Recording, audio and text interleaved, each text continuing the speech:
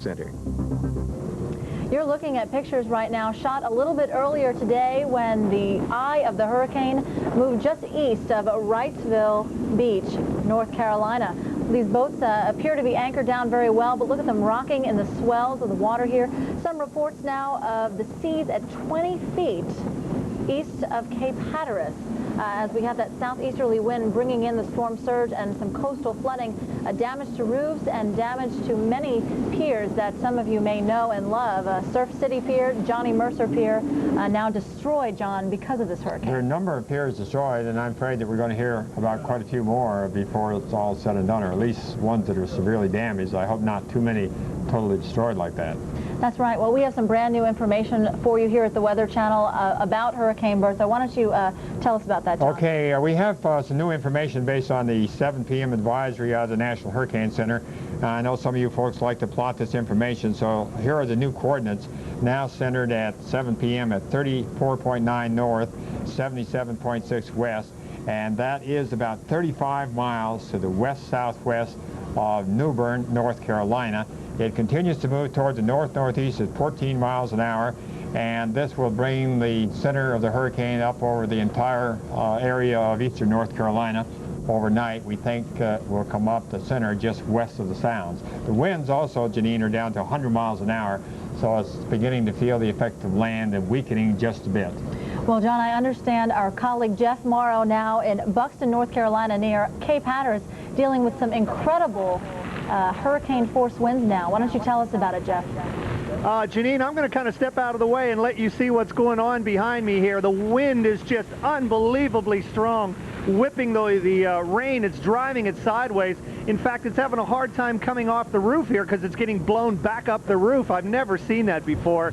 The rain actually trying to come off the side of the roof here, the eave, and getting blown up over the side. It is just blowing so hard you can barely see, I would say, 30, 40 yards at most. I don't know how much of that you can see right here, but the wind has got to be sustained right now at about hurricane force. I would estimate gusts here at times to over 80, maybe close to 90 miles an hour.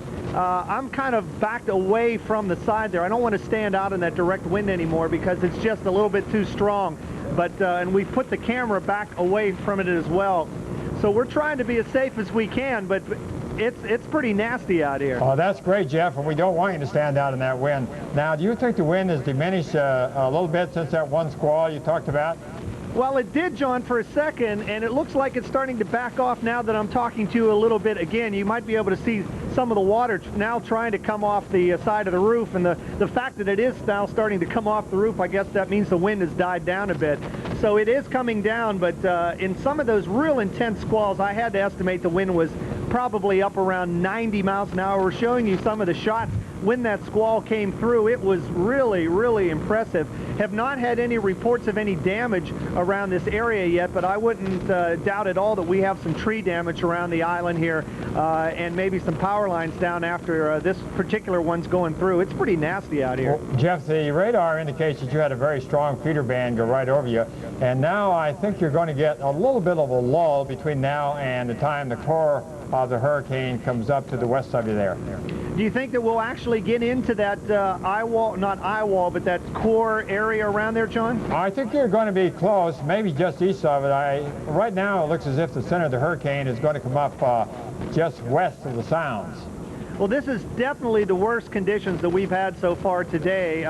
It's probably the worst I've seen since I was in hurricane air, and it's very comparable to that last year, about the same wind speed. Just a driving rain and impressive to look at, but really nasty to stand in. Well, take care of yourself there and keep safe, and we'll talk to you later, Jeff.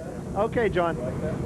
All right, now we want to switch gears a little bit, tell you about the hurricane warnings, not just for the Carolina coastal areas, but even far to the north. Yes, it's important to know now that these warnings have been changed a bit. All the warnings have been taken down for South Carolina. So they now extend from Little River Inlet up to Chincoteague, Virginia. They've been extended northward, and they watch on the lower end of Chesapeake Bay there where you see the orange. And now, tropical storm warnings, though, have been put in effect from north of Chincoteague all the way to Watch Hill in Rhode Island, and a tropical storm watch north from Watch Hill on up to the Merrimack River in Massachusetts. So what we expect to happen is just to wind down a little bit and not really be a hurricane, and that's why the warnings on the northern end are tropical storm warnings, not hurricane warnings. That's right. Well, certainly the deadliest aspect of the hurricanes, as our statistics over the years show us, is the storm surge. Now at the time of high tide in North Carolina. What can you tell us about that, John? Well, we've just mostly passed the time of the high tide, and I noticed on the last advisory here at 7 p.m. that the National Hurricane Center has cut down their estimates of tidal surge a little bit. They went down to 4 to 6 feet, and that's because the hurricane is weakening just a bit. And the highest tides are going to be along the North Carolina coast, and they'll be not quite as high farther north because the winds are going to diminish. Okay, now the eye wall completely over land now, and probably part of the reason why the hurricane is beginning to lose a little bit of its strength, but still very powerful. Tell us about what residents on the east side of that eye wall can expect. Well, it's on the east side of the eye is where the stronger winds are going to be, where you see the oranges. Now, notice that right around the eye itself, you don't have those orange colors, and that means it doesn't have much of an eye wall. And farther up the coast there, over Cape Hatteras, those are the squalls that Jeff has just been experiencing. And we have that little break off to the west, and that's why we anticipate the winds will diminish a little bit here for a while and not pick up again until the core of the hurricane gets off to the west. Well, certainly another big concern for the barrier islands is once the hurricane begins to move to the north and east, those winds will shift directions and bring in the winds now from the west, and that will bring another surge of water over the barrier islands. It will indeed, and we're concerned about that because the southeast winds have piled up the water in the western ends of these sounds, and then when the wind shifts to northwest as the hurricane center moves on north, then that water is going to come rushing back to the barrier islands, and that could cause some problems too. Yes, well, folks, remain indoors, and certainly if you're going to be traveling tomorrow, many roads reported washed out. Portions of Highway 12 around Hatteras Village washed out right now, underwater completely. So do not venture your car into any areas, certainly that you don't see the roadway. And that water will be up there for a while, and then the next time is high tide. But I'm afraid that during the night, until that wind shifts. Anything else I can't confirm, okay?